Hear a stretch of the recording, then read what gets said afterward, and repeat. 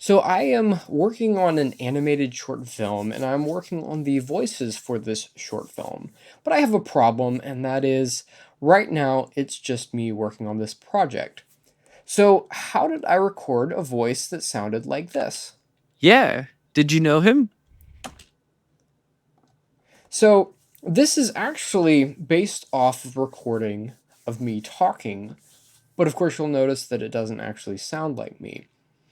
And this is using a special software called Respeecher. And Respeecher is neat because it's a website, it's a software, it's a company that has worked with some pretty big companies. Star Wars being or not, Star Wars is not the company, but Star Wars is one of the projects it's worked with for the voice of Luke Skywalker, because the actor is no longer as young as he used to be, and so they've done some really special voice um, tricks, really special voice AI based stuff that has allowed them to basically recreate the young Luke Skywalker voice. So let me show an example here. Here's a recording of me, Yeah. Did you know him? and here's the converted voice. Yeah. Did you know him?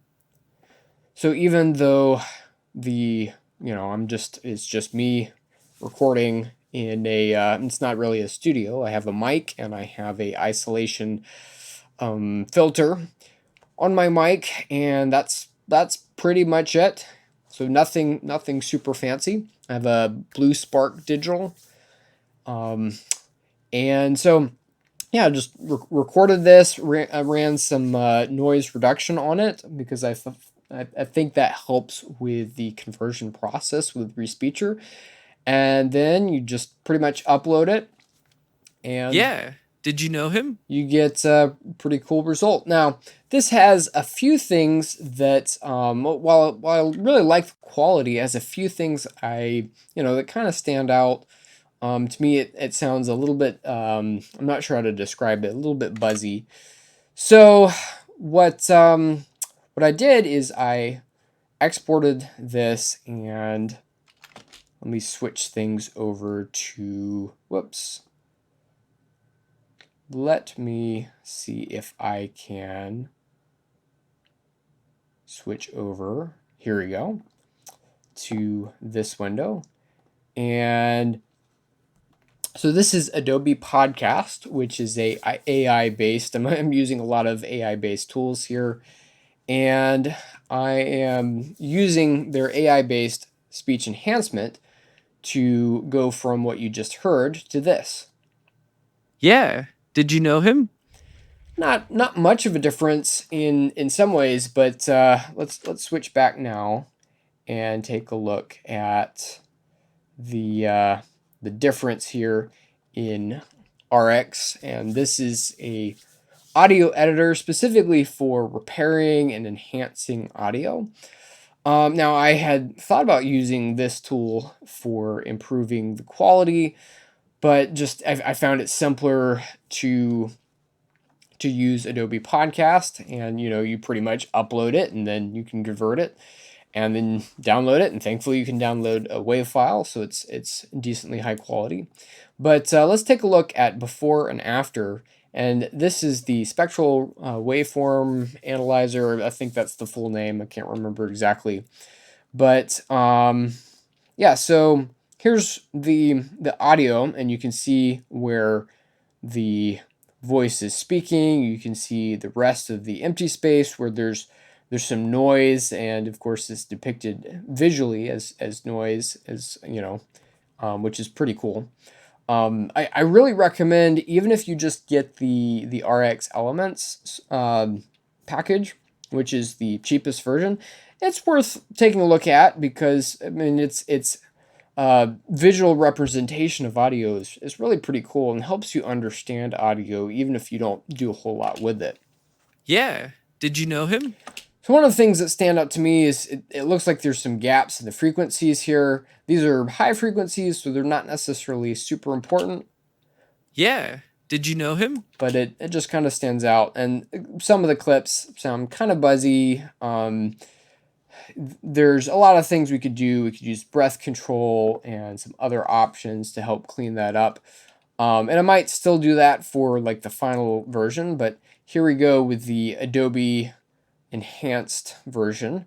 And you can see, not necessarily perfect, but you can see there's basically some extrapolation, some guessing where some high frequencies might be. Yeah. Did you know him? The bass is really boosted, and you can see that here in the basically the lower harmonics of the voice. They're really boosted here.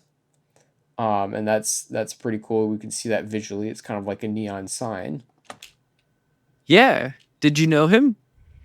And there's some weird artifact here at the end, but because it's not part of the voice, I can easily delete that, or do whatever with it, replace it with other clips of noise or whatever. So thankfully, I don't think that's ultimately going to be a super big deal, but just something I noticed. Yeah. Did you know him? But overall, it's something that Yeah. Did you know him? sounds pretty good. I don't know that other than some of the frequencies up here, there's a few spots where it does look like there's some higher contrast, which is kind of what we'd expect. So for example, there's spots here we can see all of these harmonics, and the spots in between kind of have, I guess, noise or whatever. They seem kind of blurry here in the original and more distinct in the enhanced version, which is kind of what we'd expect. We'd expect them to stand out more and be separate from the noise. Yeah. Did you know him? So, that's pretty cool. There's likely ways we could do this with this software in particular, especially if we upgraded to the most advanced version.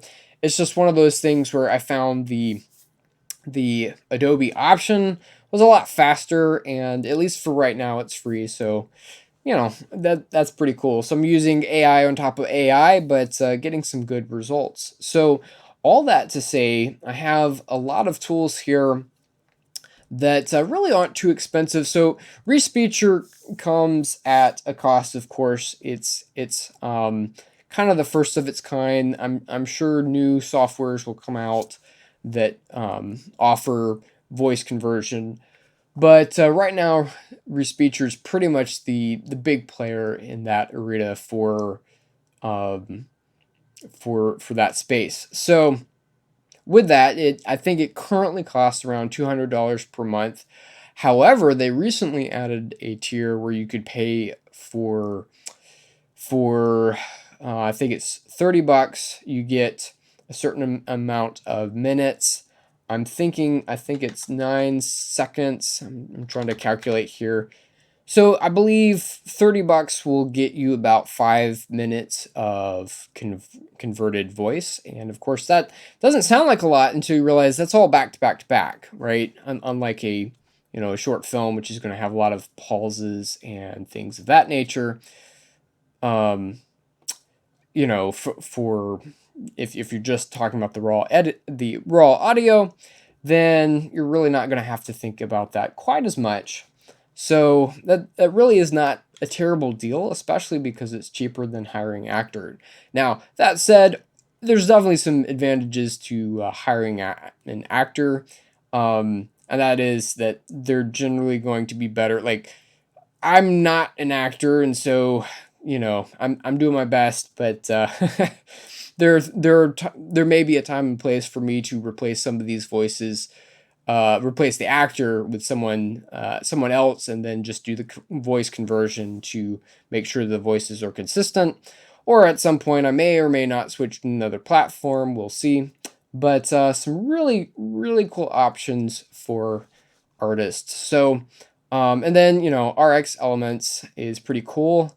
And I'm using the standard version, but Elements has some basics that allow you to really see what's going on, even if you're not doing a whole lot with it.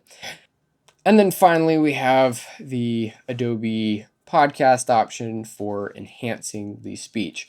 So some really great tools that are available to us as artists out there, and uh, even more exciting things coming. So all that to say, just wanted to share that because it's really fantastic tools. It's really pretty powerful, and I think think it's only going to get more powerful from here. And yeah, that pretty much hopefully takes care of. You probably saw this this list here. This is my basic, my super fancy documentation tool, Windows Notepad. And so, scripts are written, characters are made for this short film, and so now the recording is basically taken care of. There might be a few more things to record, but most of that's pretty much set. And yeah, next steps will be doing the lip syncing, some of the animations, and that kind of thing. So if you want to follow along on my progress and the discoveries that I'm making as I continue to learn how to do animation, please subscribe, like this video, share this video with friends, and hit that notification bell to stay up to date.